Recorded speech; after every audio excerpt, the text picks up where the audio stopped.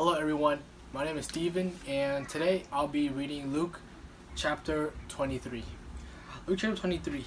Then a whole multitude of them arose and led him to Pilate, and they began to accuse him, saying, "We found this fellow perverting the nation and forbidding to pay taxes to Caesar, saying that he himself is Christ, the king."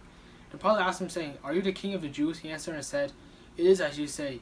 So Pilate said to the chief priests and the crowd, "I find no fault to this man." But they were the more fierce, saying, He stirs up the people and teaching throughout all Judea, beginning from Galilee to this place. When Pilate heard of Galilee, he asked if the man were a Galilean. And as soon as he knew that he belonged to Herod's jurisdiction, he sent him to Herod, who was also in Jerusalem at that time.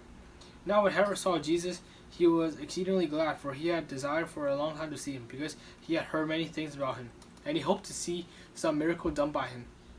Then he questioned him with many words, but he answered him nothing. And the chief priests and scribes stood and vehemently accused him.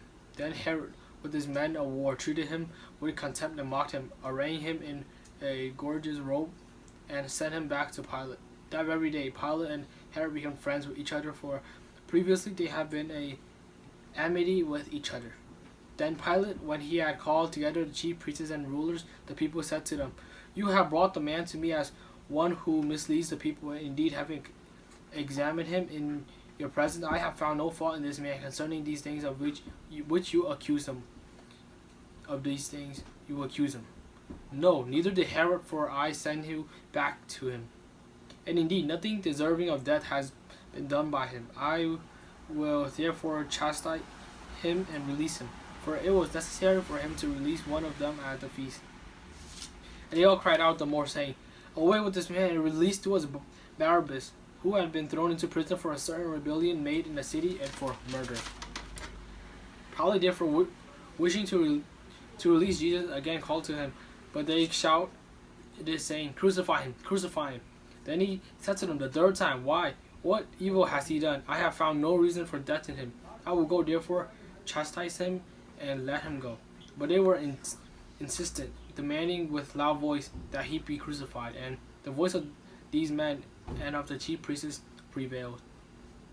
So Pilate gave sentence that it should be as they requested, and he released to them the one they requested, who for rebellion and murder has been thrown into prison, but he delivered Jesus to their will. Now as they led him away, they laid hold of a certain man, Simon a Cyrenian, who was coming from the country, and on him they laid a cross that he might bear it after Jesus. And a great multitude of the people followed him, and women who also mourned and lamented him. But Jesus turned to them, saying, "Daughter of Jerusalem, do not weep for me, but weep for yourself and for your children. For indeed the days are coming when they will say, Blessed are the barren wombs that never bore, and breasts which never nursed. Then they will begin to say to the mountains, Fall on us, and to the hills, cover us. For if they do these things in a green wood, what will be done in the dry?" There were also two other criminals led with him to be put to death, called Calvary. There they crucified him and the criminals, one on the right hand and one on the left. Then Jesus said, "Father, forgive them, for they do not know what they do." And they divided his garment and cast lots, and the people stood looking on.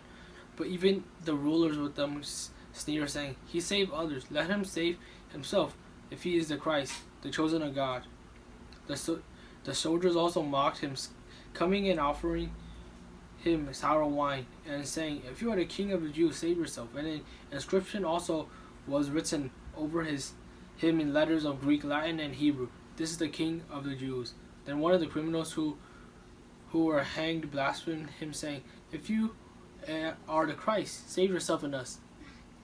But the others rebuked him, saying, "Do you not even fear God, seeing you are under the same condemnation, and we indeed justly, for we receive the due reward of our deeds. But this man has done nothing wrong."